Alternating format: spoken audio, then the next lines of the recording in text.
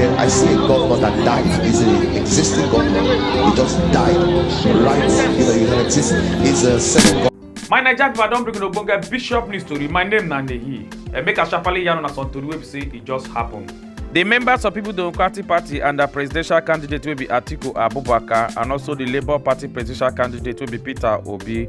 The former vice president of Nigeria will be Yemi Osinbajo, and other Bonga politicians them. All of them don't come join, but they come the former Ondo State governor will be Rotimi Akeredolu. Will say Ufbai on Wednesday, December 27, 2023. After we've seen don't fight battle of sickness of leukemia and prostate cancer. Some people will be say they work with the former Ondo State governor will be Rotimi Akeredolu. They don't resign, no. Like Mr. Richard will be the chief press secretary to the former Ondo State governor and don't resign. Also, the special advisor on top union matter and special duties will be Mr. Dare Aragbaye. Doko also can resign. And they write the letter of their resignation on Wednesday after with a year. Say the governor don't move by. The Lagos state government through Lasepa don't close down Charisma Hotel, say because of noise pollution. As they come yarn, it's after they don't draw hand for ear, they warn them, they can't even do meeting, can't agree to the guideline them, and after the meeting, they not agree. They failed all the agreement where we say they agree. And on Wednesday, December 27, 2023, now Lagos state government closed down the Charisma Hotel. The vice president will be Kashim Shettima on Wednesday, December 27, 2023. Don't go pay visit to the survivors that will be say Omila terrorists them attack them for inside Plateau State. We be say about 160 people there now they fight for inside the attack. While plenty other ones they wound and some other ones them can't even lose their house. So say because the Omila terrorists them burn their house to fire. As the vice president will be Kashim Shettima, don't come the Yano say enough of spoofing of innocent Nigerians them. Say this kind of thing must stop. The National Emergency Management Agency of Edo State don't start to share some relief materials them to communities that will say flood and erosion scatter their houses them for inside Ndokwa Okwan, the federal constituency of Delta State. And they come out to call yarn this story on top their ex-handle on Thursday, December 28, 2023. The Rapid Response Squad, Ekoloba Police Command for inside Lagos State, don't catch 24-year-old Nigerian man wey name is Saidu Ali. Say because he go thiftalize electric cable on top Third Mainland Bridge. Now then, they arrest him on Wednesday, December 27, 2023. But police come out come yarn this information. Today will be on Thursday, December 28, 2023.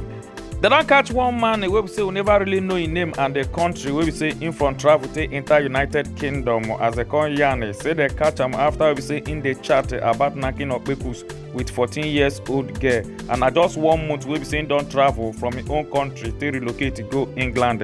Now this begete happen. This one can't show say in village people they're strong well. Why are you talking to little girls like that? That's what she is, a little girl. That's why I said I'm really sorry. No, stop saying sorry. Damage is done. You're only sorry because you've been caught. You was arranging to meet this child tomorrow for sex. Wasn't you, Kobe? The River State elders and leaders then don't call write open letter to their governor will be sinful, but I can't they warn them say making not try do waiting will be say him and the FCT minister will be Nyoso Wike agree after the meeting where they do with President Bola Ahmed Tinubu for inside Abuja to stop the political brigade where they happen for inside River State. Say because that agreement na death sentence to the people of River State. Plenty people that about 40 people don't come by after one tanker for as fuel come they pour come out and so people come rush come go they fetch fuel we make the tanker come explode as fire come burn the people them. And this brigade happen along that Toyota road about 18 miles to Monrovia inside Liberia.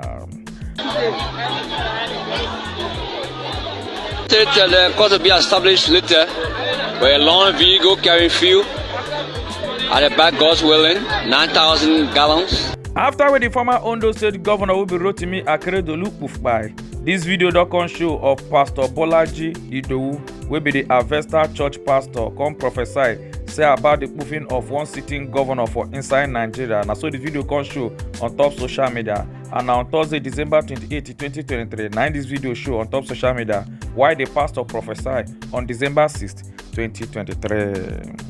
I see a governor that died. He's an existing governor. He just died. Governor, and he just died there. I don't know what it is. The Lord did not show me, but I saw it in a vision this morning.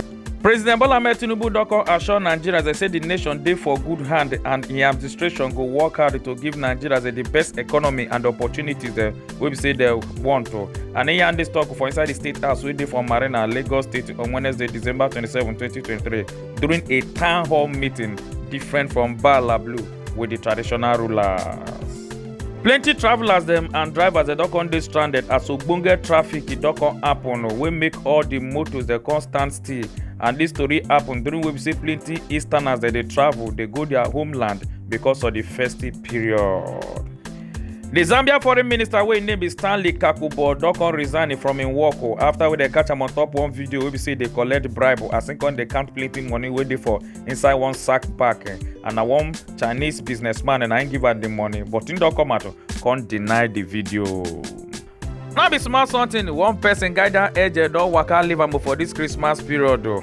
After we dey see one man wey dress like Angel come dey waka up and down for road. But later, Nigerian police don come carry am say because they want to make the Angel come dey guide their police station because of insecurity wey dey happen for this festive period. Oh God. And the Michael Enter Street. Now Bishop News O'Clock. My name is Nanehi. Make una enjoy your night.